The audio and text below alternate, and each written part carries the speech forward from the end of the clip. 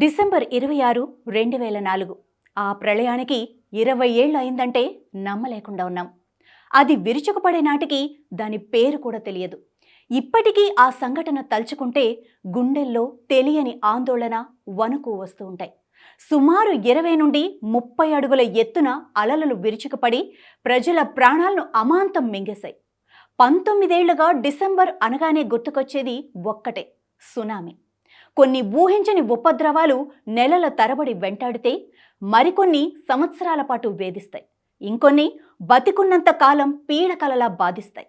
2004 నాటి సునామీ కూడా ఆంధ్రప్రదేశ్ తీర ప్రాంతానికి అలాంటి మానని గాయాలే చేసింది. సరిగ్గా 20 ఏళ్ల క్రితం ఇదే రోజు ఏపీ తీరాన్ని కకావికలం చేసింది సునామీ.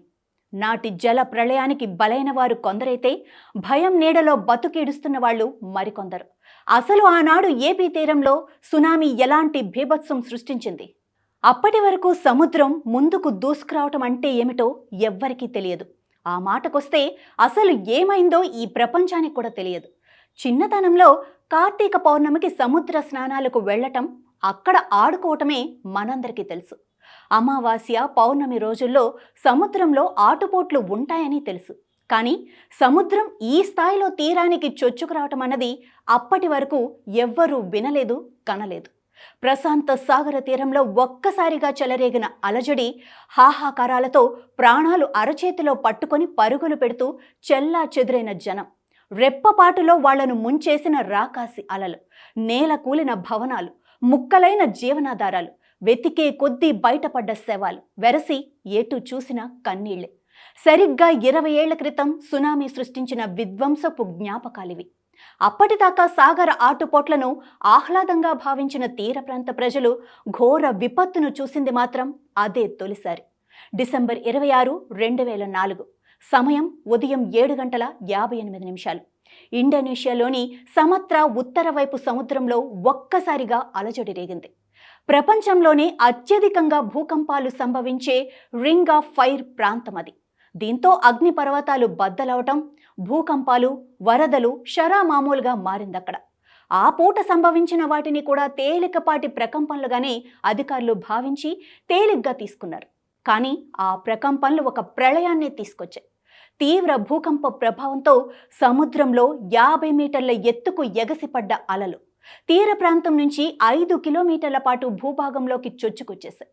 ఇండోనేషియా అచే ప్రాంతంలోనే 150,000 మంది ప్రాణాలు పోగొట్టుకోగా, శ్రీలంక, సుమత్రాకు 1700 కిలోమీటర్ల దూరంలోని శ్రీలంక తీర ప్రాంతాల్లో ఊహకందని నష్టం వాటిల్లింది. వివిధ తీర ప్రాంతాల్లో రాకాసి అలల ధాటికి 35,000 మంది మరణించారు. భారత్, తమిళనాడు తీవ్రంగా నష్టపోయింది. ఆంధ్రప్రదేశ్, అండమాన్ నికోబార్లను నష్టం జరిగింది. కేరళకు స్వల్ప నష్టం వాటిల్లింది. మొత్తంగా 16,389 మంది మరణించారు.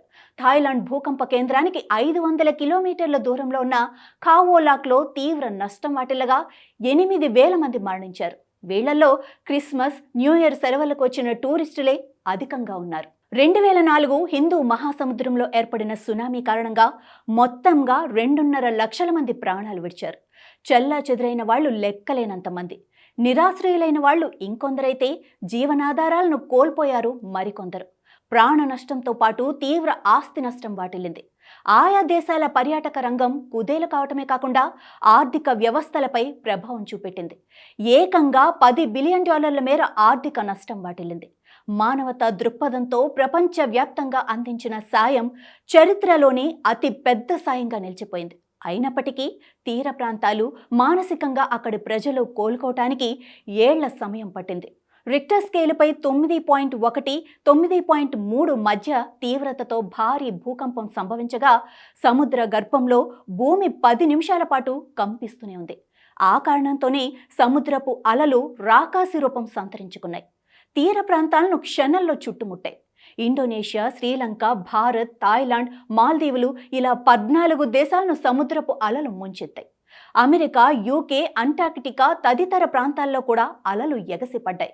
ఎక్కడో 9,000 కిలోమీటర్ల దూరంలో ఉన్న అమెరికా స్టేట్ ఓక్లాహామాలోనూ దీని ప్రభావం కనిపించిందంటే తీవ్రతని అర్థం చేసుకోవచ్చు. సునామీ అనే పేరు మనవాళ్లు విన్నది అప్పుడే తొలిసారి. ఆసియాలో అత్యంత శక్తివంతమైన భూకంపంగా రికార్డు నమోదైంది. ప్రపంచంలో అప్పటిదాకా సంభవించిన భూకంపాల్లో మూడో శక్తివంతమైంది కాగా ఈ భూకంపం 23,000 ఆటం బాంబుల పేలుళ్లతో సమానమని చెప్పుకోవచ్చు. సునామీ మనిషి నిలువరించలేని ఓ ప్రకృతి విపత్తు. తక్షణ స్పందన, సహాయక చర్యలతో ఈ విపత్తుల వల్ల కలిగే నష్టాలను, పర్యవసానాలను కొంతవరకు తగ్గించవచ్చు. అలాగే సునామీని ముందుగానే గుర్తించగలిగే గ్లోబల్ వార్నింగ్ వ్యవస్థ మాత్రం ఒకటి ఉంది. సముద్ర భూగర్భంలో చెలరేగే అలజడులు, అలల తీవ్రత ఆధారంగా సునామీ హెచ్చరికలు జారీ చేస్తూ ఉంటారు. ఇందుకోసం సునామీ వార్నింగ్ సిస్టమ్ పనిచేస్తుంది. ప్రపంచంలోనే తొలి సునామీ హెచ్చరికల వ్యవస్థ 1920లో హవాయిలో ఏర్పాటు చేయగా ఆ తర్వాత సంభవించిన విపత్తుల ఆధారంగా దానిని ఆధునీకరించుకుంటూ వచ్చారు. పసిఫిక్ సముద్రం, నార్త్ అమెరికా సంబంధిత వ్యవస్థలు తరువాతి కాలంలో ఏర్పాటయ్యాయి. కానీ 2004 దాకా హిందూ మహాసముద్రంలో సునామీల హెచ్చరికలకు సంబంధించి ఇలాంటి వ్యవస్థ లేదు. అలాంటి వ్యవస్థ లేకపోవటం ఇంతటి విషాదానికి కారణమైందన్న వాదన ఇప్పటికీ వినిపిస్తూ ఉంటుంది. 2004 బాక్సింగ్ డే సునామీ తర్వాత ఆ మరుసటి ఏడాది IOTWMSను యునెస్కో ఏర్పాటు చేసింది. భారత్ తరపున Indian tsunami early warning centre ఈ IOTWMSతో సమన్వయం జరుపుతోంది. హైదరాబాద్లోని Indian national centre for ocean information సర్వీసెస్లో ITEWCని 2007లో ఏర్పాటు చేశారు. సముద్ర గర్భంలో చోటు చేసుకునే మార్పులు, సునామీల మీద అధ్యయనాలు, పరిశోధనలు ఇక్కడ జరుగుతున్నాయి. ప్రపంచంలో దాదాపు అన్ని సముద్ర రీజియన్లలోనూ ఇలాంటి వ్యవస్థలను ఏర్పాటు చేశారు. అయితే ఇలాంటి వ్యవస్థలు ఖచ్చితత్వం విషయంలోనూ కొన్ని లోపాలు బయటపడ్డాయి. దీంతో విపత్తులకు తగ్గట్టుగా మార్పులు చేస్తూ వస్తున్నారు. 2018 డిసెంబర్లో అగ్నిపర్వతం బద్దలై సునామీ ముంచెత్తింది. దీంతో ఆ గ్యాప్ను భర్తీ చేయడానికి సముద్ర మట్టం స్థాయికి సెన్సార్లను ఏర్పాటు చేశారు. అలా అప్పటి నుంచి సునామీ హెచ్చరికలు తరచూ జారీ అవుతుండటం చూస్తున్నాం. అయితే ఇలాంటి వ్యవస్థ 20 ఏళ్ల కిందట ఉండి ఉంటే ఆనాడు అంతటి విధ్వంసం తప్పేదేమో.